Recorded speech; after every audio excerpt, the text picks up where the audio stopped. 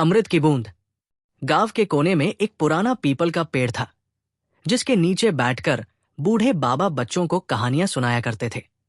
बाबा की कहानियों में जादू था, जिसे सुनकर बच्चे अपने घर लौटने का नाम ही नहीं लेते थे। गांव में एक निर्धन लड़का था, दीपक।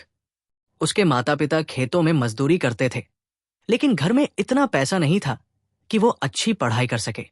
दीपक का सपना था कि वो एक दिन बड़ा आदमी बने, लेकिन उसके हालात उसके सपने के बिल्कुल विपरीत थे। एक दिन बाबा ने बच्चों को एक पुरानी कहानी सुनाई, अमृत की बूंद।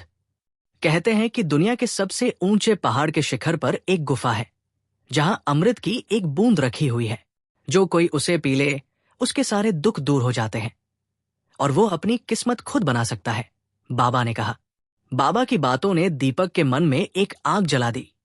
उसने ठान लिया कि वो अमृत की बूंद को हासिल करेगा और अपनी गरीबी को हमेशा के लिए मिटा देगा। यात्रा की शुरुआत। अगली सुबह बिना किसी को बताए दीपक यात्रा पर निकल पड़ा। पहाड़ बहुत दूर था और रास्ता कठिन। चलते चलते वो एक जंगल में पहुंचा। जंगल घना था और उसमें से गुजरना आसान नहीं था। तभी एक बूढ़ी औरत ने उसे रोका। बेटा, कहाँ जा रहे हो? मैं अमृत की बूंद लेने जा रहा हूं, दीपक ने आत्मविश्वास से कहा। बूढ़ी औरत मुस्कुराई। अच्छा, तो जाओ, लेकिन ध्यान रखना, राह में आने वाली हर परेशानी को धैर्य से हल करना। दीपक ने सिर हिलाया और आगे बढ़ गया। पहली परीक्षा, लालच की चट्टान। कुछ ही दूर चलने के बाद उसे एक विशाल चट्टान दिखी, जिस पर लिखा था, जो यहां सो जाएगा उसे सपनों में ही सारी दौलत मिल जाएगी। थका हुआ दीपक थोड़ा सोचने लगा।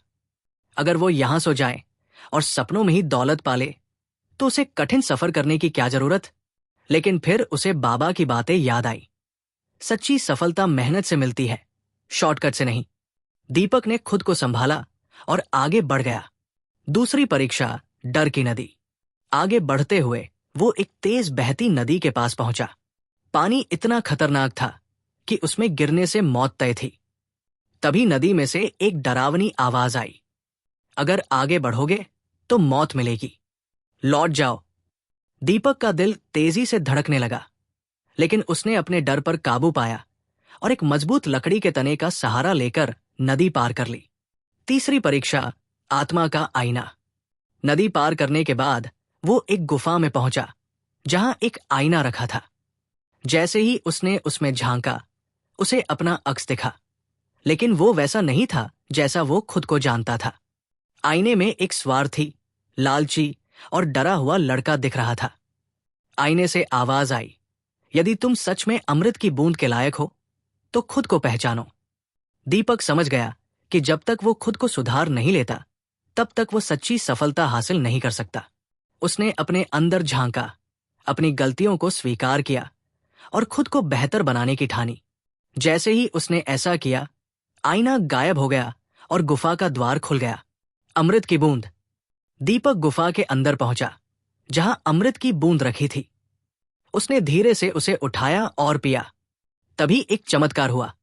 उसके मन में ज्ञान का प्रकाश फैल गया। उसे एहसास हुआ कि असली अमृत मेहनत, धैर्य और आत्मविश्वास है। वो खुशी खुशी गांव लौटा और अपने अनुभवों को सभी के साथ बांटा। उसने मेहनत से पढ़ाई की और धीरे धीरे अपनी तकदीर खुद बनाई। असली अमृत कोई जादुई द्रव्य नहीं था, बल्कि ये विश्वास और मेहनत थी, जिसने दीपक को सफल बना दिया। सीख, कठिनाइयों से भागने की बजाय उनका सामना करना चाहिए। असली सफलता मेहनत और आत्मविश्वास से मिलती है। कोई भी शॉर्टकट जीवन में असली सुख नहीं दे सकता। इसके आगे भाग देखने के लिए लाइक, शेयर और बेल आइकन को दबाएं, ताकि आपको नोटिफिकेशन मिल जाए।